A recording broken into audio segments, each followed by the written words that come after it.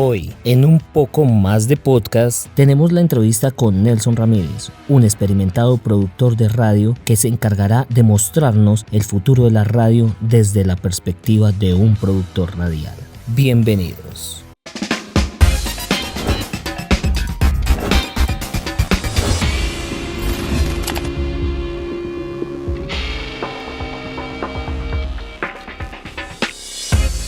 Hola Nelson, ¿cómo vas? Antonio, muy bien, gracias por la invitación y por estar aquí también en este espacio que es Único en Mayor Radio.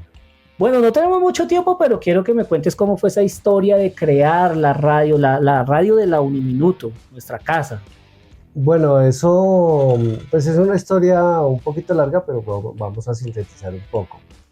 Yo trabajaba en la emisora del Minuto de Dios, en la doctrinal. Sí, eso es ahí un matrimonio raro. Exacto, sí. En la que se reza, en la que pues se ora por las personas, etc. Y en la universidad en ese entonces no tenía su facultad de comunicación social, estamos hablando más o menos del año 2000 para acá empezamos esa historia. Y todos los trabajos que hacían los estudiantes de comunicación social de la universidad iban a hacerlos a la emisora del Minuto de Dios, a la doctrinal. Entonces el padre Camilo con el padre Diego pues hicieron un convenio en donde se les daban espacios en la emisora de doctrinal. Claro, los contenidos chocaban porque los estudiantes iban a hablar carreta de su cotidianidad con su lenguaje especial, etcétera, y pues chocaba con el lenguaje doctrinal, pura lógica. Igual se llegó a un consenso y uno de los programas baluarte con los que arrancó la Uniminuto fue de tejidos urbanos. Se hablaba, era más radio ciudadana, ¿sí? Se tiró más hacia la radio ciudadana, los problemas cotidianos de un barrio, etc. Y se les dio el espacio. Se arrancó por ahí y ya la universidad vio la necesidad de tener pues su propia emisora, sus propios estudios.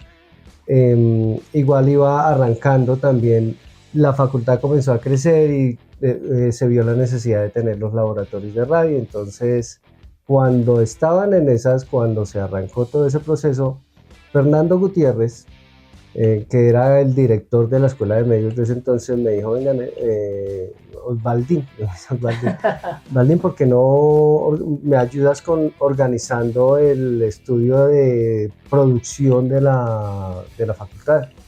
Y bueno, listo, pues yo le ayudo.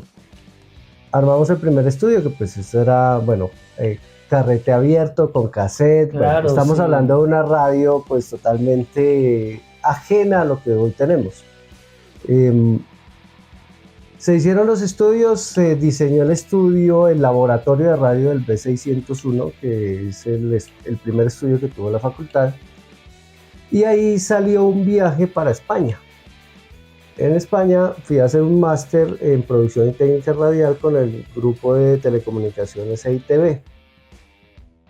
Viajé, tuvimos la experiencia, volvimos a Colombia y cuando regresamos pues armamos el proyecto con Fernando Gutiérrez. Fernando Gutiérrez escribió, pues, digamos como lo harto, ¿no? Para nosotros sí, los productores, lo harto es que la misión, la visión, etcétera, esa cosa. Lo que muchas veces no pasa. Exacto. Sí. Se creó en papeles.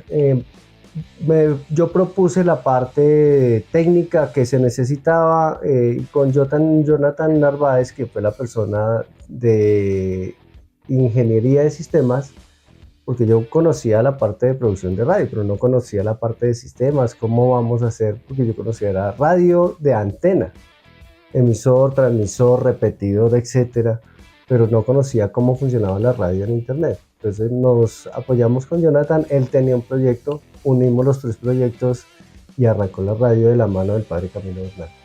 El padre Harold Castilla nos apoyó muchísimo y arrancamos en una esquina como con un computadorcito y máximo oyentes teníamos 30 oyentes, era el máximo que soportaba la red. Y pues eso es a grandes rasgos el inicio de... Y estoy dejando por fuera a Derly Narváez, que fue la primera coordinadora de radio que tuvo La Uniminuto la Radio, ¿sí? Uniminuto Radio. Bueno, ahora estamos de la mano de Néstor y esta historia, bueno, esto es historia que casi no se cuenta, ¿no? O sea, tú no estuviste en el proceso de los transmisores ni este tema, ¿o sí? ¿O alcanzaste a estar? No, yo cuando ya hicieron ese traslado a la radio de antena, yo ya salí de allá, me vine para acá. Acá estaba arrancando este proyecto y volví a retomar, como a echar a andar este proyecto. Digamos que como que me he metido más en el chicharrón de echar a andar la radio y no como en el proceso de sostenerla. Bueno, aquí ya estamos en ese proceso junto con Daniela, pero no, allá cuando yo salí, que eso fue en el año 2012, salí de la Uniminuto Radio, dejamos hasta la propuesta de los estudios nuevos que hoy en día se tienen. Yo pasé toda esa propuesta de equipos que se debería tener, etcétera, etcétera. Y ya Néstor Ballesteros, él se apropió del tema y fue cuando salió lo de Radio Kennedy. Esta cuestión. Sí, Radio Kai, bueno, eso es otra historia. Acá me senté y me trajo recuerdos, veo por allá una Newmar de DJ, eso por allá para los que me conocen, se hacían mezclas hace tiempo, veo una grabadora de cassette, veo una muy buena consola de 16 canales, que a pesar de que no tenemos hoy un Dinesat Radio o algo, se hacen grandes cosas. Nosotros argumentamos que es importante hacer esa transición a métodos ya 100% digitales. Tú como productor, ¿qué opinas? Se debe hacer la transición, pero sin dejar la esencia como tal de la radio. Yo creo que el equipo es el equipo. La parte fría de la radio es la consola, es el computador, es la grabadora, bueno, los equipos que se tengan. Es la parte fría, pero en realidad la radio no va a funcionar sin la parte humana. Si nosotros no movemos esos fierros, la radio no existe. Hoy se habla de la radio vista, se habla de la radio intergeneracional, bueno, un poco de términos, pero creo que la radio debe de apoyarse en esa tecnología, en esas nuevas tecnologías, sin perder su esencia. Yo me voy aquí a meter en el mismo grupo de Julio Sánchez Cristo, que digo, la radio no debe tener cámaras. Para mí, no a título personal, 80.503.000, etc. Vieja guardia, creo que la radio tiene que ser esa misma que se debe escuchar y que la gente se tiene que imaginar, se tiene que trasladar. Creo que la magia está no solamente que se escuche bonito, sino que los que hacen la parte de locución, por ejemplo, no soy locutor, pero que los que hacen esa parte de locución hagan imaginar a la gente, de verdad transmitan, describan, cuenten las historias para que la audiencia se las imagine y no las vea. Para mí pierde totalmente su sabor, su esencia la radio cuando entro al internet y veo quién me está hablando, porque ya no le paro bolas tanto a lo que me habla, sino a lo que está ahí.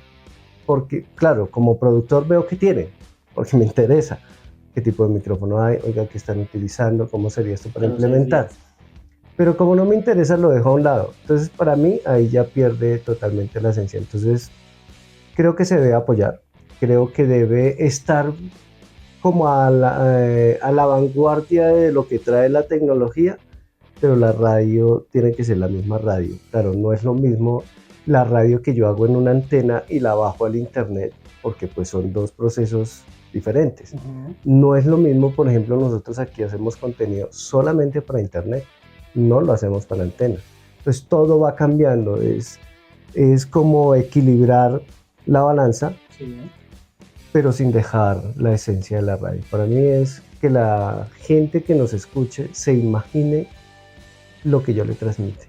Esa es la esencia. ¿Puede ser contraproducente este fenómeno de mal llamado videoradio? Yo creo que no. Viéndolo desde el punto de vista digital, es bueno, porque hoy todos los jóvenes utilizan ese celular. Entonces nos van a sintonizar a través del celular. Creo que debemos verlo más por el lado positivo, tratar de arreglar lo negativo, porque igual estamos en un mundo que día a día está yéndose más hacia el lado digital. Dicen que vamos a desaparecer, pues yo creo que no. Nosotros no nos vamos a ir, la radio va a permanecer como cuando apareció el televisor, el mismo cuento cliché de siempre. Sí. Llegó el televisor y que no, que la radio desapareció. No, no va a aparecer, van a surgir un montón de cosas, pero lo que es en esencia la radio va a permanecer, porque a la final el audio sigue siendo audio, se vea o no se vea. Uno se podría quedar charlando con este maestro horas y horas, pero pues el tiempo es reducido. Y voy con la pregunta que le prometí a Daniela, ¿qué es lo...? No, para ti es peor, son tres. ¿Qué es lo peor de trabajar, ¿sí?, con una directora joven? Porque pues, o sea, yo no tengo problema con las edades, pero realmente nosotros que tenemos tradición a veces se nos complica. Lo digo yo adelantándome un poquito, pero ¿qué es lo peor y lo mejor de trabajar con una directora mucho más joven? Bueno, lo peor que muchas veces es como muy rápido al hacer las cosas, como muy superficial, entre comillas, haciendo, sí, es como que ya, eso es no, pero yo creo que es como por su edad y por su entorno en el que se creció, es que todo es inmediato, o sea, ya, y yo en eso sí, no, espere, hagámoslo despacio, hay que pensar en eso, ¿sí? Eso es como lo malo. Lo bueno y es como un poco contradictorio el tema es que también es muy fresco, o sea, trae ideas nuevas, como que ve las cosas desde otra arista, no es tan acartonado en la parte de producción, entonces eso refresca mucho también. Y hay que buscar ese equilibrio. Me parece que creo que tiene más para aportar, porque yo ya voy de salida en realidad. O sea, yo ya cumplí, estuve en un espacio de tiempo determinado haciendo producción, tengo experiencia, le puedo enseñar algunas cosas que pues a la final no son más allá que lo que ella sabe, ¿sí? Porque ya viene con su conocimiento. Pero ella sí puede aportar mucho porque está en un mundo diferente, creció en un mundo diferente. Bueno, y la última y más atrevida, ¿te comportas como un papá? ¿Le espantas a todos esos profesores, todos esos invitados? O sea... Bueno, eso tiene su más y su menos. Sí, a veces me comporto como un papá porque pues digamos que además de que es mi jefe, es mi compañera de trabajo y además de eso es mi amiga y la considero mi amiga. Es una bonita relación porque todo encaja y hemos estado bien, claro, hay diferencias, hay momentos, etcétera. Pero sí me ha tocado funcionar como papá en muchas ocasiones. Entonces, pero no, dentro del buen término. Bueno, muchachos, quería mostrarles otra faceta, lo que pasa por detrás de ese micrófono, de donde se genera la magia. Muchas gracias, Nelson, de verdad, por recibirnos, abrirnos la puerta de tu santuario, que para uno muchas veces es difícil soltarlo, a veces es difícil, porque a uno le gusta hacer las cosas bien. Pero muchas gracias por abrirnos este espacio. No, Antonio, ni me faltaba. Gracias a ti por tenernos en cuenta, por invitarnos y las puertas abiertas aquí a este santuario, como tú lo dices, y sí, es mi santuario. Entonces, Antonio, las veces que quieras, lo que necesites de Unicol Mayor Radio, con mucho gusto estamos a la orden. Bueno, así que muchas gracias, nos vemos en el próximo episodio. Adiós.